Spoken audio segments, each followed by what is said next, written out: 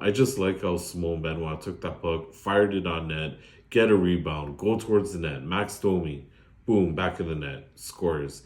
What's up, everybody? Welcome to another edition of Player to Be Named Later. I'm G. There's a lot to get into these days, obviously, in the sports and political landscape.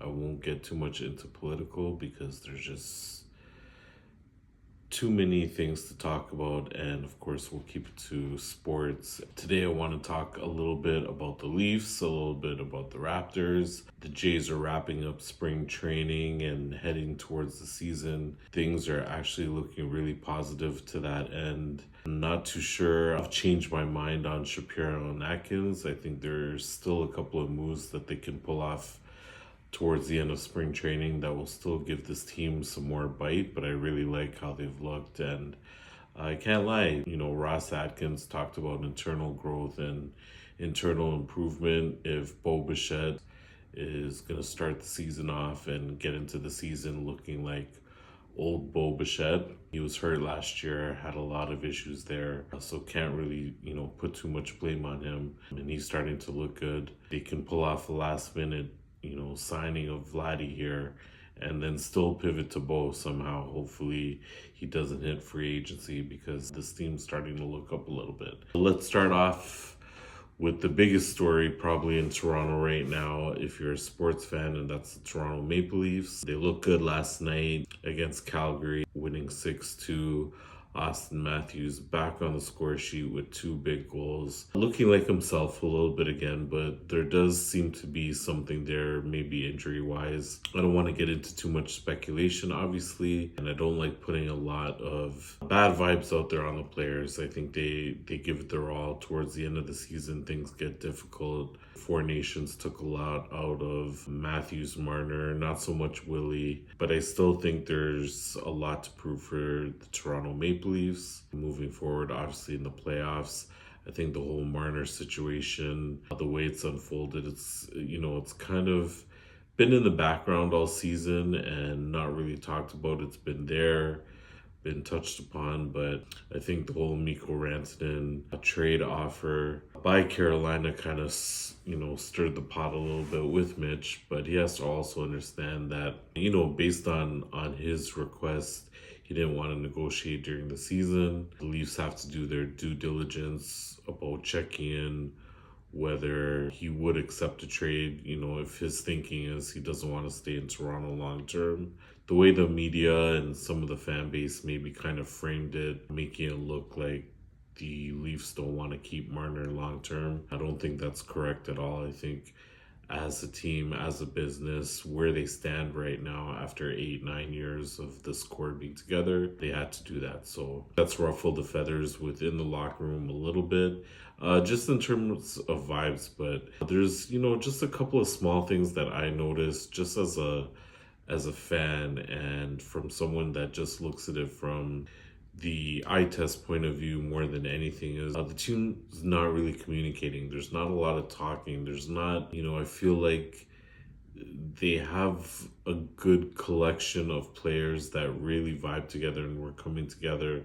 But I still don't feel like there's that one leader who's speaking out. And the team really looks at Austin Matthews as the best player, but he's not very vocal at all. And when you think about it, going from John Tavares to Austin Matthews, a similar type of way they handle communication within the team. They're going to be the type of player that shows by what they do on the ice, in the locker room, their preparation, which is, unmatched really when you think about how much work they put in. But they need that vocal leader, like come playoff time. Sure, you look at a captain like Sasha Barkov in Florida. He does, get a little bit loud, but really they have Matthew Tkachuk, they have Sam Bennett, they have other guys who are going to probably speak up on that team, and now they've added Brad Marchand, which as a Leaf fan we all know about. So I think collectively the Leafs as a team, my whole worry is that those games, most recently when they played, the big boy playoff teams, they played Las Vegas,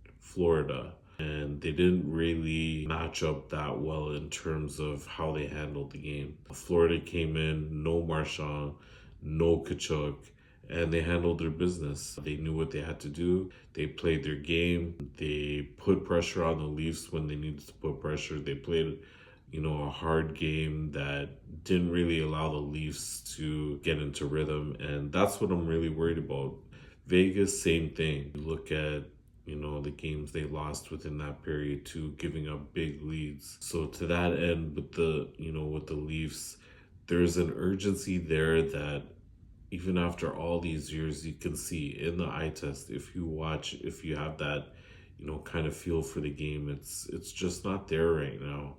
And last night they showed a different side. They were there right from the get go. I liked the hop on the third line with Max Domi, Nick Robertson. I think they should keep those guys together, regardless of you saw Nick Robertson and the mistakes he made, but Craig Berube stuck with him. He scored a goal on a setup by Max. Max has been looking really good the last few games here, and that's what you hope for him. You want to see that jump. You want to see these guys going to the net, and I've said it before in previous videos. There's this thing that this team does where, and I see it mostly actually from, unfortunately, the core guys. I see it from Austin, Willie, Mitch, and JT the most, where they get the puck, and as soon as they get a little pushback as they enter the zone, they kind of fade back towards the blue line. And sometimes they fade back right out of the zone. And you're just not going to get it done in the playoffs playing that way. We saw that goal that JT scored against Florida, first 2 minutes. It was a great setup by Willie. But what was it? Willie got into the zone. He felt a little pressure and he started fading back towards the blue line. Made a hell of a cross-ice pass diagonally on top of that through like two guys, and JT fired it home. There's just this thing with pressuring the puck, pressuring the defense, putting pressure on the goalie. Like Max's goal yesterday, the first one, I just like how Simone Benoit took that puck, fired it on net, get a rebound, go towards the net. Max Domi, boom, back in the net, scores, and they're on their way from there. When they scored the power play goal, the first one, they had the puck for like 55 seconds. Yeah, it was great to see that puck possession. But when you're playing a team like Florida in the playoffs, or Tampa, or even Ottawa for that matter, they're another team that came in and kind of pressed the Leafs and came away with the victory. It's not you're not going to keep the puck for a minute at times. And I think they actually got a little lucky not giving up the puck. But they didn't even get a shot. Like, they didn't even consider shooting it. And luckily, they were able to put it in the back of the net, get that power play goal. So I think as the season goes along here and Brendan Carlo and Scott Lawton get a little bit more comfortable in their roles on the team, I think, things will start to work themselves out. But again, they have to build this urgency of, and can they do it for multiple rounds? That's my whole thing. Can they play a game like how they played yesterday for multiple rounds? You need 16 wins to win the whole thing, sprinkling some losses. Can they do it for 22, 23, 24 games? Can they do it? I'm not sure that they can. Let's see. I really hope for one that they do. But, going into last night, they really needed that victory. Again, coming off some hard losses against playoff caliber teams where, again, they didn't show that urgency that, their skating needs to be a lot better. It needs to be a lot grindier and hard. And I think Willie put it best, they need to simplify their game and grind a little bit. He's one guy, I think, that can do that consistently. I think Mitch is kind of playing that game as well, but, I think where it really all comes down to is Austin. And this is not, saying anything negative towards Austin's game. I know he's one of the best goal scorers in the league, and as he gets healthier, and who knows if he will get healthier right through the playoffs, I think it has to start with him. Max Domi said he thinks he's the best player in the league. He loves playing with him. he was really gushing about him. And I think that's where it starts. I think a lot of guys take their lead from him. You know, what I really like too is that Matthew Nyes, Bobby McMahon, they're big bodies and they could play that way, but they need to do it every shift. There can't be gliding. There needs to be this sense of I need to get to the net. Yes, you know, defensively, make sure you're in your zone, you're getting back on defense, but that guys aren't getting in behind you, that you're not overplaying, that you are playing very aggressively towards who you're covering. I think that urgency needs to be there more from the Leafs, because you certainly see it from the teams that are gearing up now for a playoff run here. Like in the previous few games for the Leafs. So goaltending, I think, I really question sometimes how, and I've liked the tandem all year. I've liked both guys. I think Stolars and Will have both had their time. But that whole period when Stolars was hurt, and it wasn't just a couple of weeks. It was a good, I think, month and a half. And Joseph Woll really took the reins, and he really came up big during that time. And I think when Stolars came back, they kind of just gave him the net again going into the Four Nations. And there was that winning streak maybe coming out of the Four Nations. And it all just went back to Stolars. And I think Joseph Woll still has something to say here when it comes down to who should be the starting goalie in game one. I think he really showed what he can do during that stretch. He stayed healthy, he battled, he had some great games. And there's a lot to be said with how that tandem plays out and who plays game one and takes control.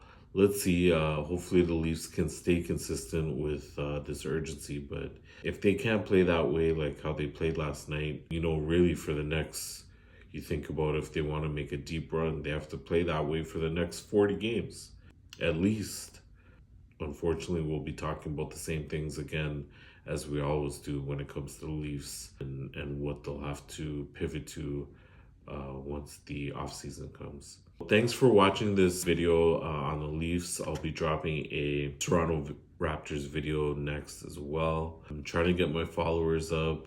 Keep watching me on TikTok, on YouTube. Spread the word. Thanks for all your comments and feedback. There's some other things, obviously, that I'm working on, and I hope you keep watching. And cheers. And remember, Canada.